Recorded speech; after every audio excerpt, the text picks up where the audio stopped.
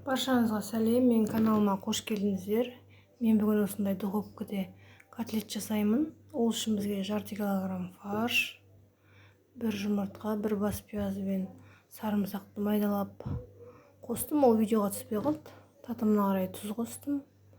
Мен нанның орнына 5 ас қасық овсяный хлопьяны блендермен езіп алып қостым. Геркулес овсяный хлопья бола береді. Жарты килограмм фаршқа 5 ас қасық овсяный хлопьяны қостым.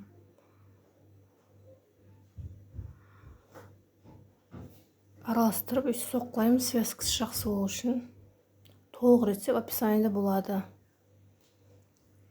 Қазақша каналдың дамуына үлестеріңізді қосып, каналыма жазылмаған болсаңыздар жазылып, қоңыраушаны басып кетулеріңізді ұмытпаңыздар.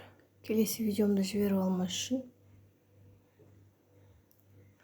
Мен газдың духовкасына пісірем. Фалган майлап алып жатырмын. Пергамент төсесеңіз де болады. Пергамент төсесеңіз майламасаңыз да болады. Жақсы пергамент болса. Фарштарыңыз құрғақ болса, 2 ас қасықтай майонез болмаса сметана қосыңыздар. Мен қоспадым, менің фаршым сәл майлылау. Қызып тұрған пеште 30 минут пісіріп алдым. Мен котлетім толықтай пісті. Мен видеомды қарағандарыңыз үшін рахмет. Келесі кездескенше сау болып тұрыңыздар.